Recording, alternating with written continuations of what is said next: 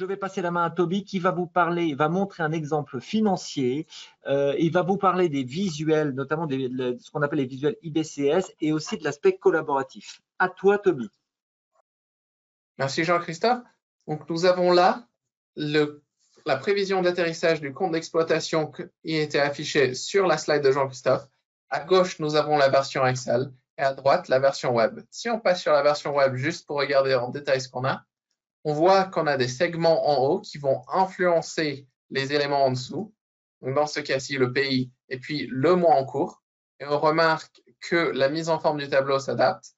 Et puis, le tableau, c'est un tableau Excel Cube qui nous présente le réalisé pour l'année en cours jusqu'au mois choisi, et puis les prévisions pour les mois restants, le cumul et l'atterrissage, qui est juste la combinaison du réalisé avec le prévisionnel pour une position estimée à la fin de l'année. Nous avons deux types de graphiques en dessous, donc les graphiques dits business de Excel Cube, où on mélange les éléments réalisés et les chiffres prévisionnels. Donc, à gauche, ici, nous avons les réalisés et en assuré, nous avons le prévisionnel. Et à droite, nous avons deux graphiques en cascade qui nous montrent la contribution des différents éléments pour les prévisions et le budget. Et les deux derniers graphiques ici sont des graphiques de variation qui montrent la variation entre les deux colonnes ici. Donc, on voit que les prévisions sont supérieures au budget, c'est indiqué ici. Donc, ces graphiques ont une mise en forme particulière. Et pourquoi ça? Parce que c'est des graphiques IBCS, comme a mentionné Jean-Christophe tout à l'heure. IBCS, c'est quoi? C'est International Business Communication Standards, ou les normes internationales de communication en entreprise. Et qu'est-ce que c'est plus concrètement? Eh bien, c'est un assemblage de règles qui va essayer de standardiser la communication en entreprise. Donc, il y a beaucoup de règles, et une de ces règles, c'est l'utilisation de la couleur. Donc ici, si on regarde les deux graphiques, ils sont identiques à part la couleur. Et si on regarde le graphique de droite, est-ce qu'il y a moins d'informations qui nous est présentée de par l'absence de couleur? Non, au final, sans la couleur, on a tout autant d'informations. Donc on va enlever la couleur si elle ne sert à rien. Et IBCS part sur le principe que si on veut faire joli, on va au musée d'art. Et si on est en entreprise, on va être efficace. Donc, il faut avoir que des éléments qui vont avoir un sens et une définition. Donc, si la couleur ne sert à rien dans ce graphique, on peut la réserver pour indiquer quelque chose d'utile. Par exemple, si on passe sur notre atterrissage, une variation positive, on va toujours l'indiquer en vert, et une variation négative, on va l'indiquer en rouge. Donc ici, on voit notre prévision de vente est supérieure à notre budget de vente. C'est une bonne chose pour l'entreprise. C'est indiqué en vert. En revanche, le coût de production est également élevé par rapport au budget et c'est indiqué en rouge. Donc, ce n'est pas seulement reconnaître quel élément est positif, quel élément est négatif pour l'afficher en rouge et vert, c'est vraiment reconnaître quel élément est bon pour l'entreprise et quel élément est néfaste pour l'entreprise. Et comment est-ce qu'on fait ça? Eh bien, c'est grâce aux règles de gestion qu'on va regarder comment créer tout à l'heure. Mais d'abord, on va parler d'un autre concept IBCS, c'est l'utilisation de la mise en forme. Donc, on a le même graphique que dans le concept de la couleur. Et si on regarde la légende, on voit qu'on regarde le réalisé, le budget et le prévisionnel. Or, IBCS conseille de toujours appliquer une mise en forme particulière pour chacun de ces éléments, de façon à toujours les reconnaître facilement. Donc, cette mise en forme, c'est quoi? Pour le réaliser, on va avoir des barres solides. Pour le budget, on va avoir un contour. Et pour le prévisionnel, on va avoir des barres assurées. Et à quoi ressemble ce graphique si on applique ces règles? C'est très facile. Voilà, c'est fait.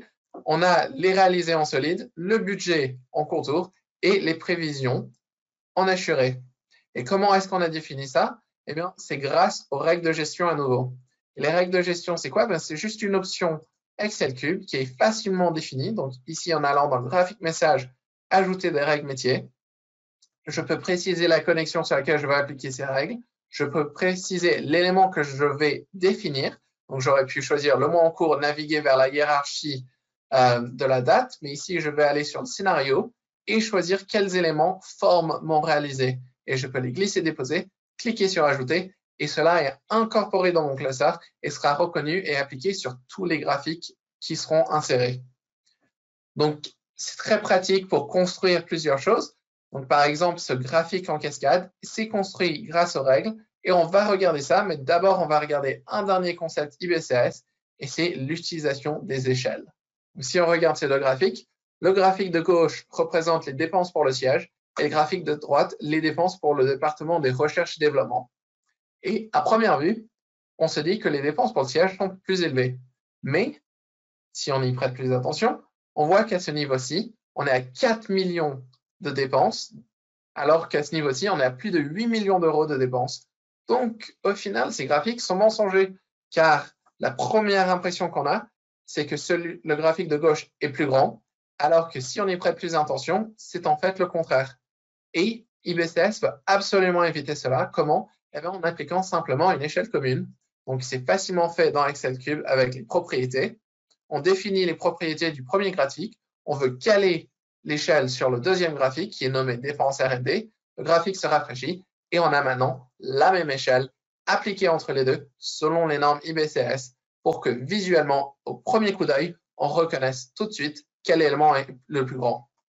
Donc, si on repasse sur notre atterrissage et on regarde à nouveau ce que ça veut dire, et on passe par exemple sur un autre mois, par exemple décembre, où on sait qu'il y a une plus grande variation, donc c'est plus clair, on voit que si on ajoute la longueur de la barre de 950 à la longueur de la barre budget, on aura exactement la longueur de la barre des prévisions. Et à nouveau, comment est-ce qu'on a fait ça? Eh bien, c'est grâce aux règles métiers. Et les règles métiers, on a vu comment les définir. Et si on regarde un graphique en cascade où ces règles ne sont pas appliquées et que vous avez déjà essayé de construire un graphique en cascade dans Excel, vous savez que c'est très compliqué. Il faut faire beaucoup de travail de préparation des données. Alors qu'ici, c'est très simple. J'ai déjà créé les règles grâce au menu que je vous ai montré tout à l'heure. Je vais simplement aller dans les propriétés, choisir de les appliquer et mon graphique va se rafraîchir automatiquement avec la bonne mise en forme et la bonne mise en forme et la bonne échelle ici appliquée. Donc, dans ce cas-ci, je peux rafraîchir, actualiser ce graphique et voilà, j'ai à nouveau mon échelle qui est correcte pour ajouter au budget et correspondre aux prévisions. Vous remarquerez que toute la navigation que j'ai faite, je pourrais utiliser les onglets en bas, mais j'ai profité des boutons ici. De même, dans le web, je peux naviguer avec. C'est des éléments Excel Cube particuliers qui me permettent d'éviter d'avoir besoin de naviguer grâce à des onglets. Donc, je peux avoir un onglet de travail, par exemple, qui est sécurisé, qui n'est pas accessible depuis le web, à moins que je décide d'emmener l'utilisateur grâce à ces boutons. Et comme ça, je peux avoir des feuilles sécurisées, construites dans le futur. Je les crée et je peux l'envoyer à quelqu'un d'autre pour qu'il puisse consulter les données pour moi sans risquer d'amimer mon fichier, ce qui est un grand risque dans Excel. Donc, c'est un aspect collaboration. Un autre aspect collaboration, ce serait la discussion autour des données. Donc, si je regarde ici, je vois que j'ai des commentaires à ce niveau-ci. Je peux directement y accéder depuis le web. Et je vois que j'ai ce commentaire qui me demande pourquoi les résultats de juin sont-ils si petits par rapport aux résultats de mai. Et je peux directement y répondre pour ajouter une réponse. Donc, dans ce cas-ci, je pourrais dire raison X et Y ont expliqué pourquoi c'est si petit. Ajouter une pièce jointe en justificatif et cliquer sur OK, c'est inséré. Si je retourne maintenant dans Excel et je regarde la même cellule pour les mêmes filtres, je vois que dans mes commentaires, j'ai la même réponse qui a été créée, voilà. Et comme ça, je peux vraiment créer un véritable dialogue autour des données. Autre élément important à noter, c'est que ici, j'ai pu m'appuyer sur une plage de cellules pour surligner ma question. Je peux également ajouter des pièces jointes et je peux même taguer quelqu'un. Il recevra une alerte email disant qu'il a été tagué dans les commentaires. Donc voilà un autre aspect très important de la collaboration. J'ai dit que c'était lié aux données, c'est tout à fait vrai. Donc ici, on voit les données à laquelle est lié ce commentaire. Donc si ces données sont réutilisées dans un autre tableau, ce commentaire sera disponible. Et si je change à nouveau dans le web de filtre, je vois que ce commentaire n'est plus disponible et qui n'est pas lié à l'emplacement, mais vraiment à la donnée qui était affichée. Donc, voilà un aspect important de collaboration. Un autre aspect important de la collaboration, ce serait la création de packs PDF et PowerPoint surtout pour présenter les résultats à la direction. Donc, dans ce cas-ci, disons qu'en août, mais mon manager a demandé un compte rendu pour les pays dont je suis responsable. J'ai pu paramétrer dans Excel la création des packs de slides. Donc, je peux appliquer des filtres. Je suis responsable des pays francophones. Donc, je vais sélectionner le Canada et la France pour afficher mes résultats. Excel Cube va se charger de créer ce pack de webinaire. Ça prend un tout petit peu de temps. Donc, je vais regarder maintenant déjà un export que j'ai fait de ces slides. Et je vois que j'ai pu utiliser un template qui a déjà une page titre. Ensuite, qui prend des endroits intelligemment dans mon rapport, donc ici la sélection, et des plages de cellules particulières que j'ai pu définir. Donc, je n'ai pas voulu tout mettre de ma plage d'atterrissage, mon compte d'atterrissage, parce que ça allait juste s'afficher en tout petit. Donc, j'ai pu sélectionner les graphiques pour les mettre, comme ça je peux mettre des commentaires dessus, les graphiques en cascade de même, et puis j'ai pu même aller chercher des pages, autres pages dans mon rapport qui n'étaient pas affichées lorsque j'ai cliqué sur enregistrer vers PowerPoint. Et le tout, je peux le faire pour la France et pour le Canada. Donc, ces mêmes plages sont reprises, mais maintenant, c'est les résultats pour le Canada qui sont affichés. Donc, j'ai pu créer un pack de slides qui prend tout en compte automatiquement. Donc, nous avons vu comment mettre en place des règles de gestion pour une mise en forme automatique qui est conforme selon les normes IBCS, et ce, pour améliorer l'efficacité visuelle de vos rapports et créer des visualisations métiers pertinentes. Nous avons également vu comment mettre en place un dialogue autour des données grâce aux commentaires et comment créer un pack PowerPoint de présentation en un seul clic dans le web.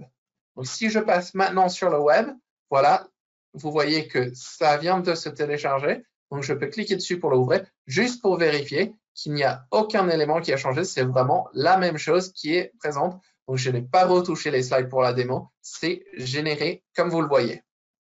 Donc, si nous passons maintenant à la dernière partie, donc je vais juste repasser ici. Et si je regarde dans le chat pour des questions, ah oui, OK, il y a une question. C'est est-ce qu'on peut imprimer, vu que j'ai dit, ouais, OK. Donc, j'ai parlé de PDF.